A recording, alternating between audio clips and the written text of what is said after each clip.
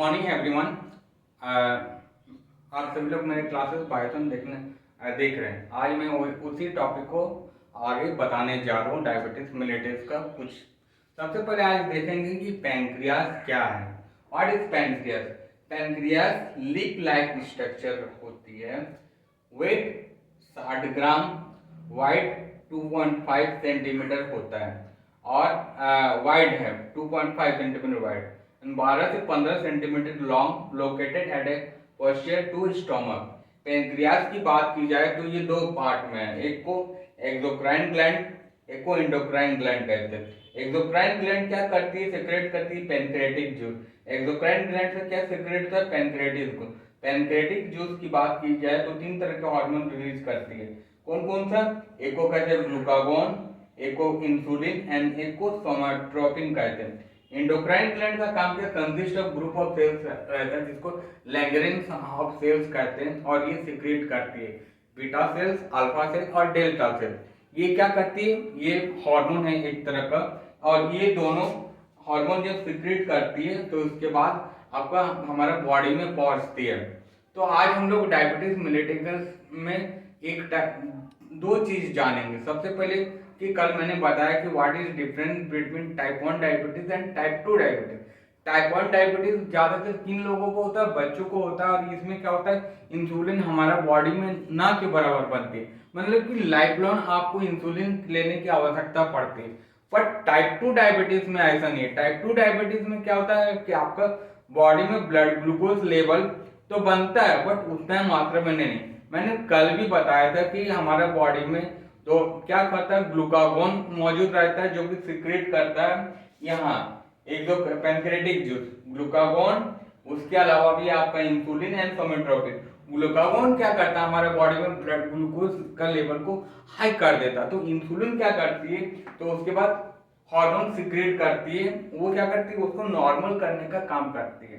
तो क्या होता है कि जब हमारा बॉडी में बीटा सेल्स क्या होता है? एक ग्रुप ऑफ सेल्स होता है जिसको लैंगरेंस सेल्स बोलते हैं। तो हमारे पेनक्रियाज में जो सेल्स होता है वो काम तो करता है बट उतने अमाउंट में रिलीज नहीं कर पाता। तो उस कंडीशन को हम लोग कहते हैं इंसुलिन रेजिस्टेंस। अब इंसुलिन रेजिस्टेंस की बात की जाए तो ये ज्यादातर टाइप 2 पेशेंट को, इस वजह से क्या होता है कि कभी कभी जो डायबिटीज पेशेंट होते हैं वो दवा के माध्यम से अपने बीमारी को कंट्रोल कर सकती है, बट किया जा सकता है। बट जब हमारा ब्लड ग्लूकोज में लेवल 250 से 300 चले जाए तब हमें बाहर से डॉक्टर इंसुलिन इंजेक्शन की आवश्यकता पड़ती है। बट टाइप 2 डायबिटीज में ऐसा नहीं है, तो that is known as insulin resistance. अब बात करें असेसमेंट की। असेसमेंट क्या करने चाहिए? क्या डॉक्टर असेसमेंट करता है ज्यादातर डायबिटीज पेशेंट में? सबसे ज्यादा क्या problem? Vascular and nerve damage. हमारे जो नर्व होते हैं वो डैमेज होने लगते हैं, क्योंकि लाइफ लॉन्ग इसमें कॉम्प्लिकेशन भी बहुत ज्यादा रहती है। सबसे पहले क्या होता है? Related to inflammation and hypoosmosis. Inflammation मतलब हमेशा सूजन रहता है हमारे बॉडी में, एंड हाइपोऑस्मोसिस। उसके बाद क्या देखने को मिलता है? Poor circulation. Poor circulation because blood is thick, और क्योंकि हमारे बॉडी में ग्लूकोज का लेवल ज्यादा बढ़ने लगता है तो चिपचिपा होने लगता है, दैट इज कॉल्ड थिक। उसके अलावा क्या होता है? Poor wound healing. ये भी एक तरह का प्रॉब्लम देखने को मिलता है। एक नॉर्मल पेशेंट को अगर कहीं चोट लगती है तो तुरंत उसका घाव भर जाता है, बट ऐसा डायबिटीज पेशेंट में नहीं होता है। उसके अलावा रेटिनोपैथी। अगर आपका ब्लड ग्लूकोज का लेवल ज्यादा अगर बढ़ गया तो उससे क्या होता है कि हमें देखने में भी ज्यादा कठिनाई होती है, ब्लड विजन होता है, धुंधला दिखने लगता है। न्यूरोपैथी। न्यूरोपैथी मतलब हमारे बॉडी में क्या होता है? नमनेस मौजूद रहता है, झिंझनाहट मौजूद होता है। नेफ्रोपैथी मतलब किडनी से, नेफ्रो जहां पर टर्म आएगा इसका मतलब कि किडनी से रिलेटेड प्रॉब्लम।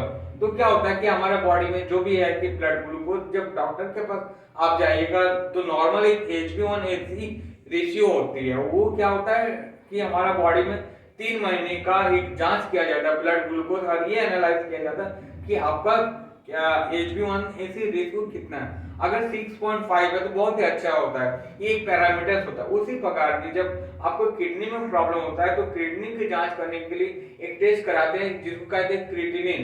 क्रिएटिनिन टेस्ट के माध्यम से ये पता लगा सकता है कि हमारा किडनी का काम फिल्ट्रेशन सही है कि नहीं, कितनी ठीक है कि नहीं। क्योंकि ज्यादातर क्या होता है कि जो कॉम्प्लिकेशन और भी देखने को मिलता है, सबसे पहले कि थर्स्टी होता है, ज्यादा यूरिनेशन आने लगता है। तो जब फ्रीक्वेंट यूरिनेशन आने लगता है, इससे हमारे बॉडी में किडनी में प्रेशर होता है। तो एक क्या होता है, एक रेशियो होता है क्रिएटिनिन लेवल, एक किडनी का जिनका क्रिएटिनिन लेवल 1.2 से अबव होता है, तो that is also known as dangerous, तो that is a sign of chronic kidney disease. अब बात करेंगे और दो टर्म के बारे में, एक को हाइपोग्लाइसेमिया एंड एक को हाइपरग्लाइसेमिया।